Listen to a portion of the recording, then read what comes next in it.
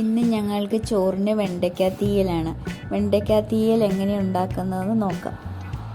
അതിനായി അധികം മൂക്കാത്ത വെണ്ടയ്ക്ക ചെറുതായി അരിഞ്ഞത്, സവാള അല്ലെങ്കിൽ ചെറിയ ഉള്ളി ചെറുതായി അരിഞ്ഞത്, കുറച്ച് കറിവേപ്പില, ഇതൊക്കെയാണ് ഇവിടെ എടുത്തിരിക്കുന്നത്. ആദ്യം നമുക്ക് തീയലിനുള്ള അരപ്പ് തയ്യാറാക്കാം. അതിനായി ചീനച്ചട്ടി വെച്ച് അതിനകത്ത് വെളിച്ചെണ്ണ ഒഴിച്ച് ചൂടാകുമ്പോൾ അരമുറി തേങ്ങ ചിരകിയത് ഇട്ട് വറുത്തെടുക്കുക.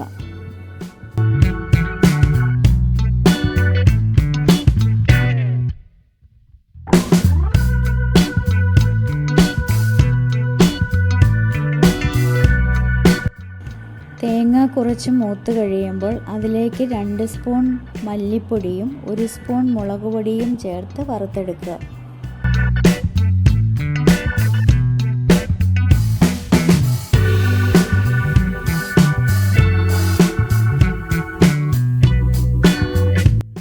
വറുത്തെടുത്ത തേങ്ങ വേഗം നമുക്ക് മറ്റൊരു പാത്രത്തിലേക്ക് മാറ്റിയെടുക്കാം.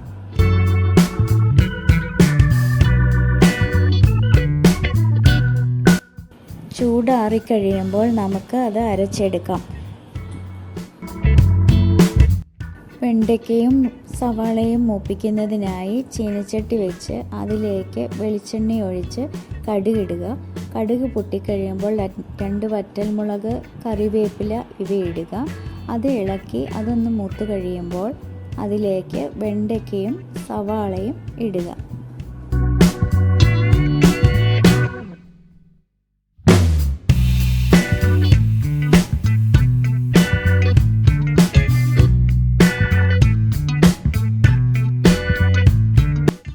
സവാളയും വെണ്ടയ്ക്കയും അടിയിൽ പിടിക്കാതെ നോക്കണം.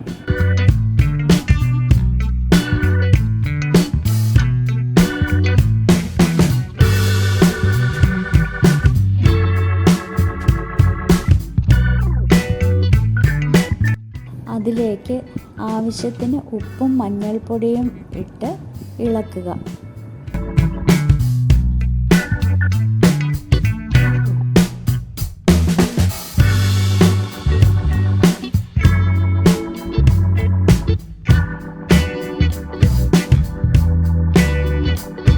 ഇളക്കി അടച്ചു വെച്ച് വെണ്ടയ്ക്കയും സവാളയും വേവിക്കുക.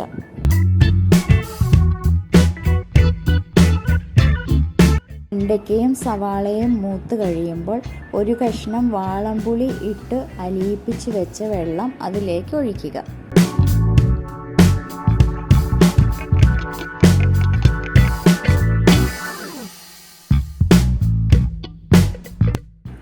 പുളിയൊഴിച്ച് തിളച്ച് കഴിയുമ്പോൾ അതിലേക്ക് അരച്ചു വെച്ച അരപ്പ് ഒഴിച്ച് ഇളക്കി നല്ലതുവണ്ണം അടച്ചു വെച്ച് തിളപ്പിക്കുക.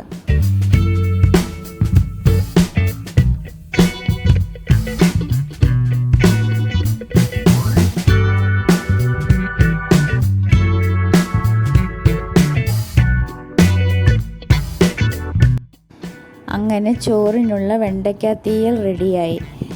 ഞങ്ങൾ ഉണ്ടാക്കുന്നത് പോലെയുള്ള ഈ വെണ്ടയ്ക്ക തീയൽ നിങ്ങൾക്കും ഇഷ്ടമായെങ്കിൽ നിങ്ങളും കൂടി ഒന്ന് ഉണ്ടാക്കി നോക്കൂ.